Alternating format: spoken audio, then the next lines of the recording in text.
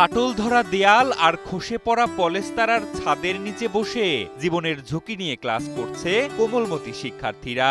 এটি এতটাই জরাজীর্ণ যে প্রথম দেখাতে যে কেউ মনে করবে এটি পরিত্যক্ত ভবন।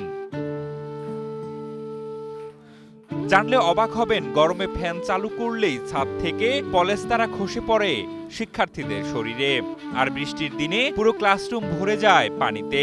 এমনই ভাঙাচোরা ও ঝুঁকিপূর্ণ স্কুল ভবনে পাঠদান কার্যক্রম চালাতে দেখা গেছে কুড়িগ্রামের উলিপুর উপজেলায়। শিক্ষার্থীরা বলছে, শ্রেণীকক্ষে বসে পড়াশোনা করতে তাদের ভয় লাগে। প্রায়ই ছোটখাটো দুর্ঘটনার শিকার হচ্ছেন তারা। স্যার ক্লাস নিচ্ছিল, আমরা ক্লাস করছিলাম, হঠাৎ করে একটি ইটের টুকরা আমার মাথায় পড়ে। আমি অনেক ভয় পেয়েছিলাম এবং ব্যথা পেয়েছিলাম। স্কুলে আসতে ভয় লাগে কারণ আমাদের স্কুলের চারপাশের দেয়ালগুলো ফেটে গেছে, আর আমাদের স্কুলের উপরে ছাদ ভেঙে আমাদের মাথায় পড়ে, তাই আমার স্কুলে আসতে খুব ভয় লাগে।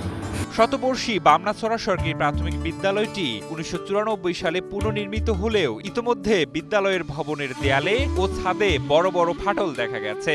ছাদের পলেস্তারা খসে লোহার রড বের হয়ে পড়েছে। তাই উদ্বেগ আর উৎকণ্ঠার মধ্যে দিন কাটাচ্ছেন শিক্ষক, শিক্ষার্থী ও অভিভাবকরা। এই যে প্রায় যে দেখা যায় যে প্রায় বাচ্চার মাথায় ইট ভাঙি পড়ে, বৃষ্টি হলে ছাদ ফুটে পানি পড়ে। এই জন্য আমি আমার মেয়ে ক্লাস 4-এ পরে আমি বৃষ্টির সময় আসতে দেই না।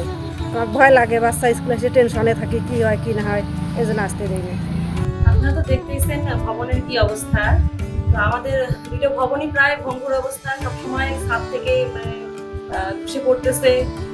তারপরে হচ্ছে দেয়ালগুলো ফাটল ধরছে, একটু বৃষ্টি হলেই দেখা যাচ্ছে যে ফ্যানের পাশ দিয়ে পানি পড়তেছে এবং আমরা ফ্যান চালাতে পারতেছি না। প্রচন্ড গরমে শিক্ষার্থীরা যেমন আতঙ্কে আছে, আমরাও আতঙ্কে আছি।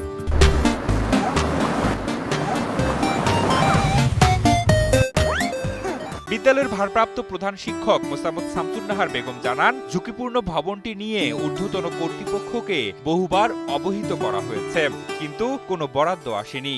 শিক্ষার্থীদের নিরাপত্তার স্বার্থে দ্রুত নতুন ভবন নির্মাণে প্রয়োজনীয় ব্যবস্থা গ্রহণ করার দাবি জানান তিনি। আমাদের পুরাতন ভবনটি চরম ঝুঁকিপূর্ণ অবস্থায় রয়েছে। এই ঝুঁকি নিয়ে আমরা সেখানে পাঠদান করছি। বিগত 4 বছর ধরে বিভিন্ন দপ্তরে আবেদন করেছি। আমার প্রাক্তন প্রধান শিক্ষকও চেষ্টা করেছেন, কিন্তু কোনো বরাদ্দ এখন পর্যন্ত পাই নাই। দ্রুত নতুন ভবন হলে আমার শিক্ষক এবং শিক্ষার্থীরা নিরাপদে পাঠদান চালিয়ে যেতে পারবে। এ বিষয়ে উপজেলা শিক্ষা কর্মকর্তা মোসাম্মদ নার্গিস ফাতেমা তোকদার জানান, বিদ্যালয় ভবনের অবস্থা সম্পর্কে তারা অবগত আছেন। প্রয়োজনীয় ব্যবস্থা গ্রহণের জন্য সংশ্লিষ্ট দপ্তরে প্রতিবেদন পাঠানো হয়েছে। কুড়িগ্রাম জেলার উলিপুর উপজেলার বামনাছড়া সরকারি প্রাথমিক বিদ্যালয় সহ মোট 49টি বিদ্যালয় ঝুঁকিপূর্ণ।